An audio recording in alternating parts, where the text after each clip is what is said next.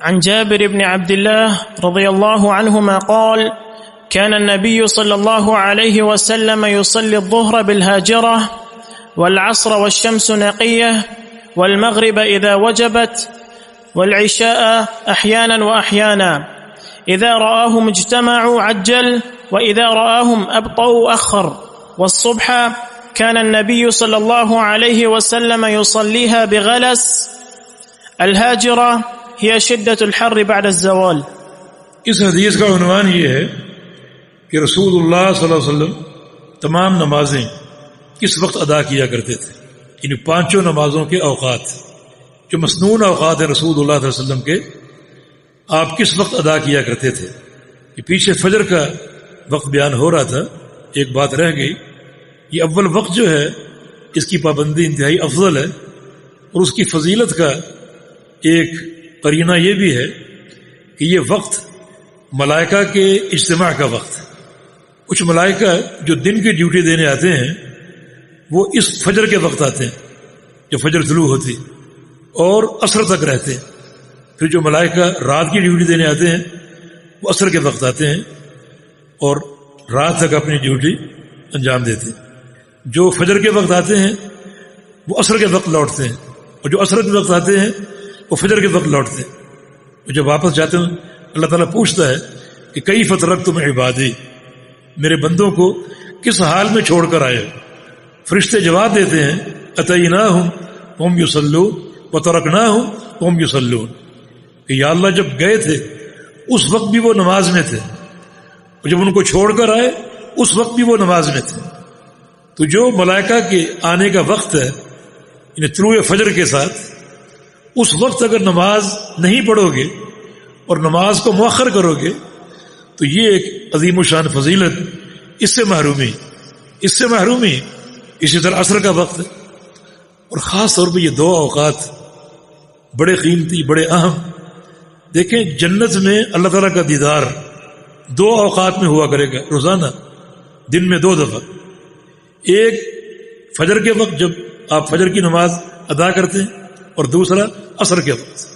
اور نبی علیہ السلام کی حدیث بھی ہے، ایک موقع پر 14ویں کا چاند روشن تھا اور صحابہ ساتھ بیٹھے ہوئے تھے، تو آپ نے چاند دکھایا اور فرمایا کہ تم جس طرح اس چاند کو دیکھ رہے ہو اس طرح کل تم قیامت کے دن اپنے رب کا دیدار کرو گے. اور آگے کیا فرمایا، من استطاع اللہ یغلب علی صلاۃ قبل طلوع الشمس وعلی صلاۃ قبل غروبها فلیفعل. اللہ کے دیدار کا ذکر ہو رہا ہے ان 2 اوقات میں. فرمایا کہ جو شخص یہ طاقت رکھتا ہے کہ 2 نمازوں پر دنیا کی کوئی چیز غالب نہ آئے، ان 2 نمازوں کے اول وقت پر دنیا کی کوئی چیز غالب نہ آئے، نہ کوئی خوشی، نہ کوئی غم، نہ کوئی اجتماع، نہ کوئی میٹنگ، کوئی چیز غالب نہ آئے، تو ایسا وہ کر جائے. اللہ کے دیدار کا ذکر ہو رہا ہے. وہ 2 نمازیں کون سی؟ فرمایا کہ علی صلاۃ قبل طلوع الشمس، ایک وہ نماز جو سورج کے طلوع سے پہلے ہے یعنی فجر کی نماز، وعلی صلاۃ قبل غروبها، دوسری وہ نماز جو سورج کے غروب ہونے سے پہلے یعنی عصر کی نماز. تو عصر کی نماز کی اوقات کی خاص طور پہ حفاظت کی جو ہے وہ تاکید اور تعلیم اور تلقین ہے، کیونکہ انہی 2 اوقات میں اللہ تعالیٰ کی زیارت جنت میں ہوا کرے گی. تو یہ فضیلت اس حدیث سے اشارہ ملتا ہے. اس فضیلت کو سمیٹنے والے وہ لوگ ہوں گے جو خاص طور پہ ان 2 نمازوں کے اوقات کی حفاظت کریں گے اور ان کو ضائع ہونے سے بچائیں گے. جناب جابر بن عبداللہ فرماتے ہیں رضی اللہ عنہما، کان النبی صلی اللہ علیہ وسلم یصلی الظہر بالحاجرہ، نبی صلی اللہ علیہ وسلم ظہر کی نماز ادا کرتے تھے حاجرہ میں. حاجرہ یہ گرمی کی شدت زوال کے بعد، حاجرہ کا معنی، یہ معنی خود امام مقدسی نے بھی آخر میں کیا ہے، ہی شدت الحر بعد الزوال. یہ حاجرہ کا وقت جو ہے یہ زوال آفتاب کے بعد گرمی کی شدت کا وقت ہے. یہاں ایک بات عرض کرنا فائدے سے خالی نہیں ہوگا انشاءاللہ. ہمارے ہاں ایک نماز مشہور ہے صلاۃ الاوابین. عام طور پہ مغرب کے بعد 6 رکعت پڑھی جاتی ہیں، لیکن یہ ثابت نہیں ہے۔ جس حدیث میں اس کا ذکر ہے وہ شدید ضعیف ہے، بلکہ رسول کریم صلی اللہ علیہ وسلم نے خود فرمایا کہ صراط الاوابین کون سی ہے؟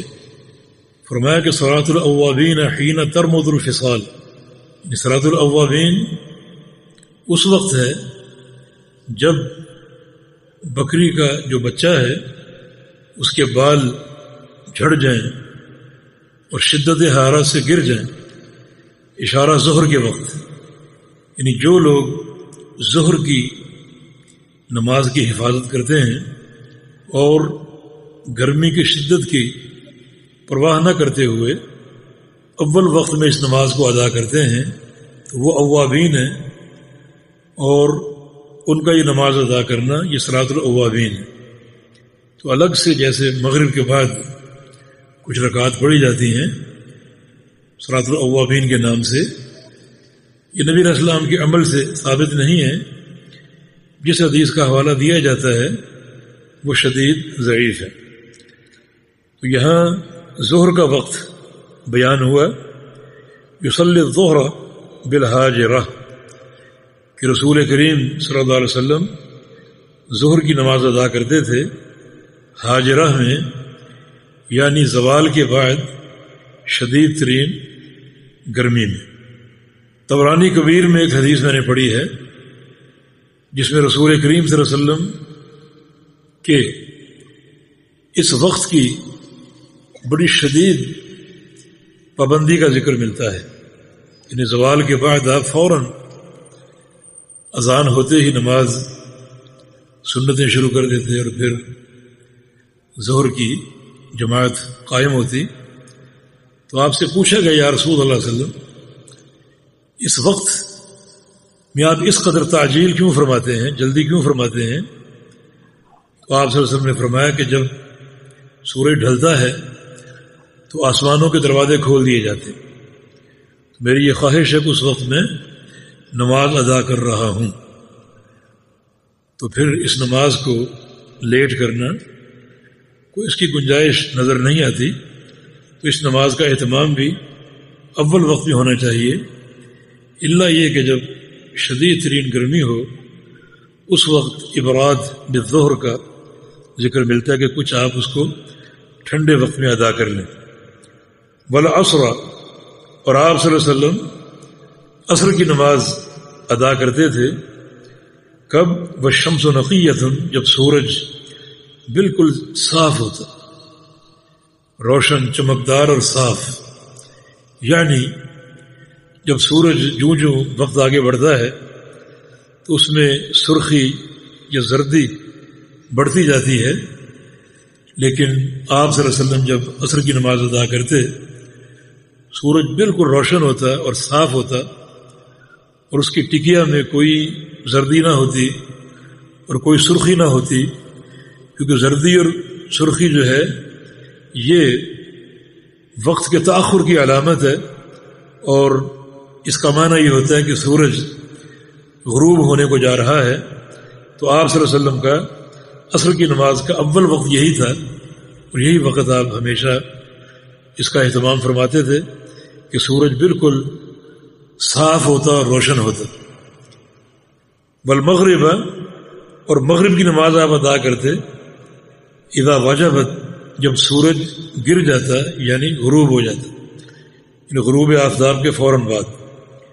والعشاء احیانا و احیانا، اور عشاء جو ہے کبھی پہلے اور کبھی بعد میں، اس کی تفصیل آگے ہو رہی ہے۔ اذا رآہم اجتمعوا عجل وَإِذَا رَآهُمْ أَبْطَأُوا أَخَّرَ، کہ جب رسول اللہ علیہ وسلم دیکھتے صحابہ کو کہ اکٹھے ہو چکے ہیں، جمع ہو چکے ہیں اور مسجد میں حاضر ہو چکے ہیں، تو عجل، آپ جلدی ادا فرما لیتے عشاء کی نماز۔ وَإِذَا رَآهُمْ أَبْطَأُوا، اور جب آپ دیکھتے صحابہ کو کہ وہ لیٹ ہو رہے ہیں یا تاخیر سے آ رہے ہیں، تو اخر، تو آپ صلی اللہ علیہ وسلم نماز کو کچھ لیٹ کر دیتے اور اپنے صحابہ کا انتظار کرتے۔ والصبح، اور صبح کی نماز ادا کرتے کان النبی صلی اللہ علیہ وسلم یصلیھا بغلس، رسول اللہ صلی اللہ علیہ وسلم صبح کی نماز غلس میں ادا کرتے. غلس سے مراد یعنی صبح جب پھوٹتی ہے اس کا جو اجالا ہے اس اجالے پر رات کی تاریکی کا غلبہ ہو تو یہ غلس کا وقت ہے. اور صبح کا نور اور رات کا جو تاریکی اور اندھیرا ہے یہ دونوں مختلف ہوں تو آپ غلس میں فجر کی نماز ہمیشہ ادا کیا کرتے تھے. میں نے بتایا تھا کہ یہ حدیث دوام پر دلالت کر رہی ہے کہ ہمیشہ آپ صلی اللہ علیہ وسلم نے فجر کی نماز غلس میں یعنی اول وقت میں ادا کی اور کبھی اس نماز میں تاخیر نہیں فرمائی. امام مقدسی رحمہ اللہ لفظ حاجرہ کا معنی بیان کر رہے ہیں جو ظہر کے وقت میں گزر چکا ہے کہ حاجرہ کیا ہے؟ یہ شدت الحر بعد الزوال، زوال کے بعد شدید ترین گرمی کا نام ہے. تو آپ صلی اللہ علیہ وسلم حاجرہ میں یعنی زوال کے فوراً بعد ظہر کی نماز ادا فرما لیا کرتے تھے. آگے جو حدیث ہے اس میں بھی نمازوں کے اوقات ہیں، زیادہ وضاحت کے ساتھ پڑھ لیجیے.